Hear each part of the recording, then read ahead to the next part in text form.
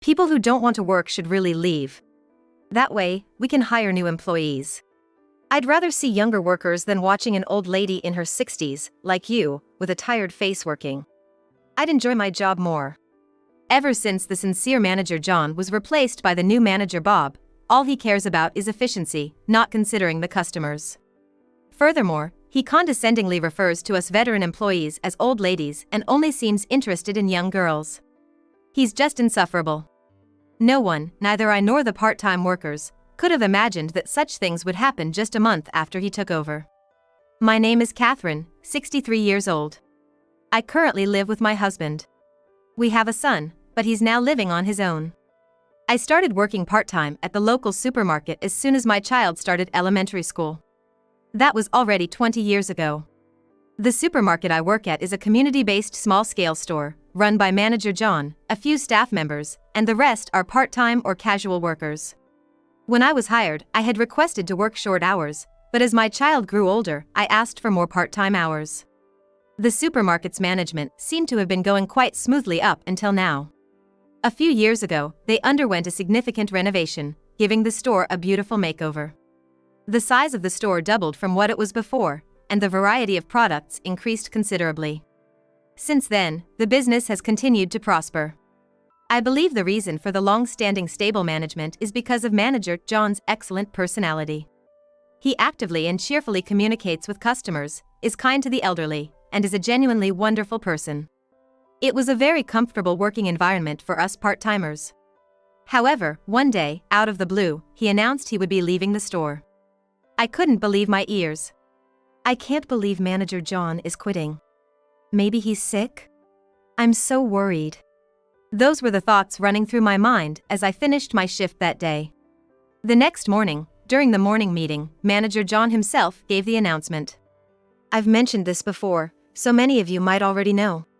I've decided to leave this supermarket, which I've loved for many years. The moment he said that, there was a murmur among the employees. Many of you probably want to know why I'm leaving. As some of you might be aware, I've had chronic back pain. It has gotten worse over the past few months, and I've had to visit the hospital multiple times. Since I knew about his back pain, the reason made sense to me. I've firmly decided to step down for now. My wife supports my decision. I hope the employees here can understand and accept my decision. As he said this, a loud applause erupted from the employees. Some even had tears in their eyes. He was indeed a beloved figure among us. I too felt a lump in my throat. Continuing, he said, my successor will be a man named Bob. If anyone here wishes to continue supporting this store, please do so under the new management. We all nodded in agreement. Then, with his usual bright smile, he said, thank you all for everything. The next day, a special morning meeting was held. Today, we have my successor, the new manager Bob here. I'll now hand it over to him. It was the transition time from manager John to the new manager Bob. I was inwardly excited, wondering what kind of person he might be. Then, a tall man stepped up beside manager John and began to speak. Hello everyone. My name is Bob, and I'll be taking over as the manager of this store. I look forward to working with you all. All the employees applauded in unison. Manager John then added, for about the next week, due to various handover tasks, both I and the new manager Bob will be coming to the store to work. I expect manager Bob might visit different departments, including the kitchen areas, so I hope you all will support him. Initially, looking at the new manager, I thought he seemed sincere and believed I could work well under his leadership. However, during the period when we had two managers, strange rumors were circulating in our store. Our supermarket became a subsidiary of a certain company a few years ago. This company became our parent company, and the rumor was that the new manager Bob was a relative of the president of that parent company and got his position through connections.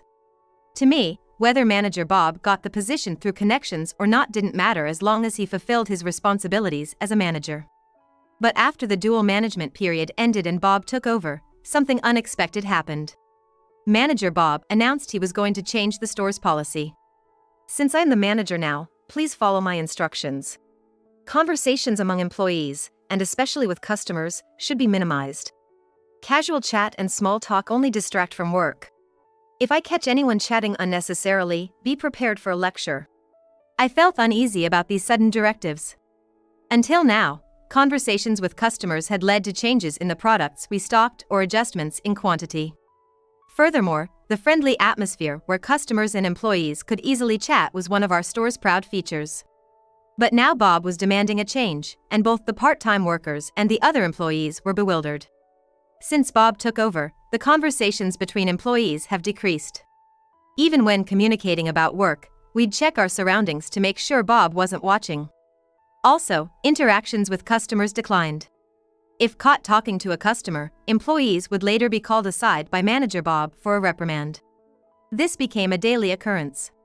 We followed his directives because it was the store policy, but the store's atmosphere only deteriorated. On my day off, I went shopping at another nearby supermarket. Usually, I shop at the supermarket where I work, but I didn't want to see Bob's face, even on my day off.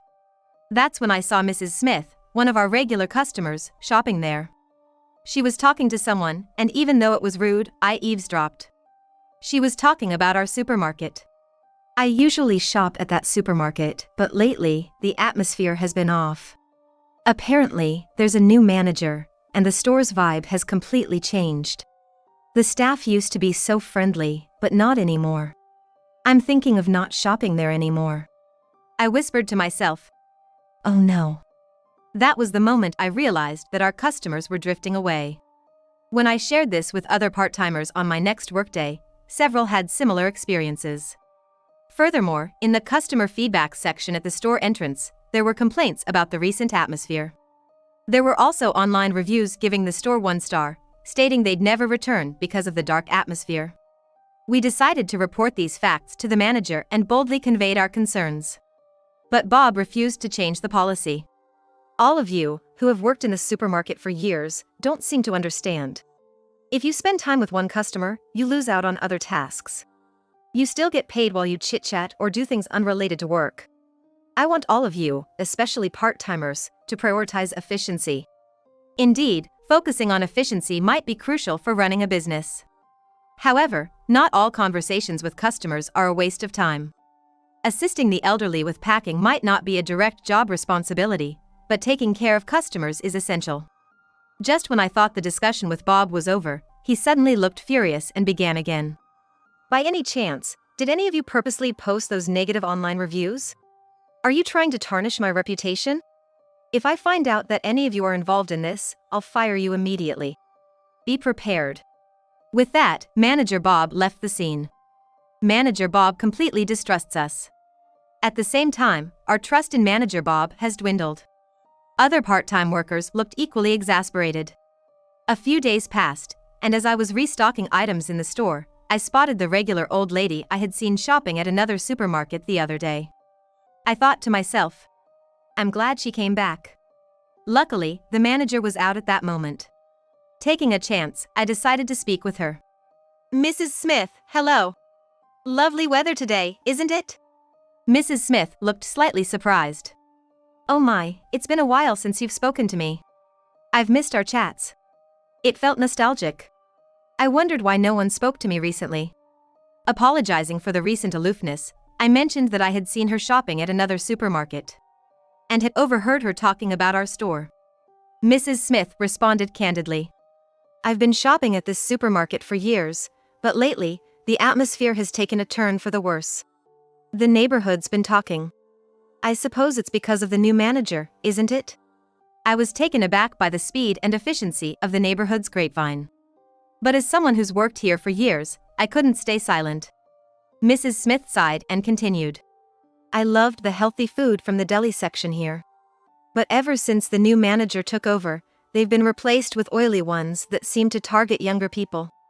Could you ask the manager to restock the healthy ones? Please. I wanted to say yes immediately, but I doubted Bob would agree so easily. I promised Mrs. Smith I'd try, but fulfilling her request seemed challenging. Later that evening, after Bob returned, I gathered the courage to approach him, even though I lacked confidence. Excuse me, manager. I wanted to discuss something. What is it? Let me guess, another pointless suggestion? If you have time for that, get back to work. Don't you dare tell me how to run things. Bob shouted at me with a fierce tone. At this point, he wouldn't even have a proper conversation. The thought of working with him long-term began to sour. But I wasn't the only one who felt that way. Over the next few days, several part-timers handed in their resignations. However, Bob seemed to have a let-them-go attitude and accepted their resignations without hesitation. He then approached me, smirking. "It's easier without the workers who don't want to work. Now, I can hire new ones. I'd rather see younger people working here than watch someone in their 60s like you with a weary face." Apparently, his vision for the supermarket involved replacing older employees with young girls. I couldn't understand his thinking and felt that this would backfire someday. But Bob proved to be even more proactive than I'd expected. He started by advertising high-wage, part-time jobs to local high school and college girls. Attracted by the high pay, 5 girls applied. Bob decided to hire all 5. But these girls wore flashy makeup and shiny piercings, not the ideal look for a supermarket dealing with food. Their language was also coarse, and honestly, the rest of us part-timers were filled with anxiety. Furthermore, Bob was so engrossed in chatting with these girls that he barely worked. Angered by his behavior, I decided to confront Bob directly. "Manager, this has to stop. Because you're not working, we're bearing the brunt of the workload. Plus, if you continue with these strange reforms, we'll lose our regular customers. At this rate, this supermarket will go under." Upon hearing this, Manager Bob glared at me and shouted, "The regular customers of this store are all elderly and boring. To survive in the upcoming times, we need to prioritize younger, trend-sensitive customers. Otherwise, we'll fall behind the times and soon be out of business. Part-timers who don't understand business should stay out of it." Bob's attitude became even more arrogant than before. Now, he didn't even use polite language with us, the older employees. Bob then questioned me sternly. "By the way, I've received a barrage of complaints about your work attitude lately. Apparently, you're always chatting away and not getting much done. Customers see it. Now, apologize." I was shocked by Bob's statement. "Why should I apologize to you? And do you have any proof of these numerous complaints?" Ignoring my query, Bob yelled, "Just apologize. If you don't like it here, leave." My patience with Manager Bob had reached its limit. I no longer felt the desire to work at this supermarket. "All right then. I'll quit, effective immediately. Thank you for everything until now." With that, I left the supermarket. After I left, other staff and part-timers also resigned. Eventually, only Bob and the student part-timers remained in the store. He probably enjoyed the environment, being surrounded by young girls. But I wondered what would happen when they went to school. Could he manage the store on his own? It wasn't my problem anymore. I found a new job at another nearby supermarket. There, my many years of experience were appreciated, and I was warmly welcomed. A month later, I visited my former place of employment. Curiosity led me there, but I was mainly concerned about its state. Suddenly, I heard a loud female voice from inside. "I can't stand this attitude. I'll never shop here again." Exiting the store was Mrs. Smith, whom I had encountered previously. I was surprised by Mrs. Smith's outburst. She approached and said, "Oh, Catherine. Are you working today?" "No, actually, I've left this supermarket." Upon hearing this, Mrs. Smith looked shocked. "What happened? Was there some trouble?" I inquired about the reason for her earlier outburst. "I bought some deli food this morning, and it was rotten. When I complained, the manager told me it was my poor handling. If you've left, then I have no reason to shop here anymore. It used to be such a good store." I felt sympathy for the visibly upset Mrs. Smith. Entering the supermarket, I found it completely empty, except for Bob standing alone. To my surprise, there were no customers at all. Inside the store, Manager Bob stood alone, looking dejected. I muttered to myself, "Serves him right." I considered taunting him with, "It's pretty quiet in here, huh?" But ultimately decided against it, feeling a bit sorry for him. Suddenly, Bob began making a desperate phone call. "Please, I need your help."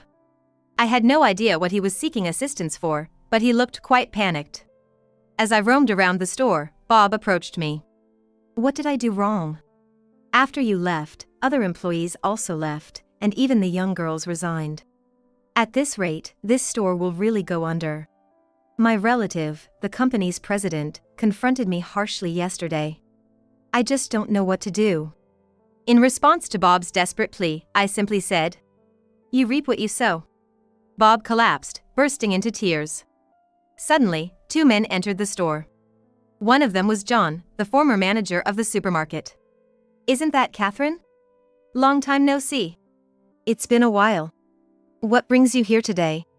Even though it had only been a month, having seen him daily at work made it feel much longer. "Well, we've decided to bring in a new manager to turn this supermarket around." The man beside John spoke up. "Nice to meet you. I'll be the new manager of this supermarket. My name is Lucas. I believe you've heard about me from the company president and former manager John. I look forward to working with you." Bob nodded slightly. Lucas grew up in the heart of New York and is a very sincere and compassionate man. "We believe he's the right person to improve this store." Bob looked up, his face full of uncertainty. "So, what's going to happen to me?" "By order of the company president, you'll be returning to the parent company, effective today. Naturally, you won't have any managerial position. You'll be on the same level as a new hire." "But, why?"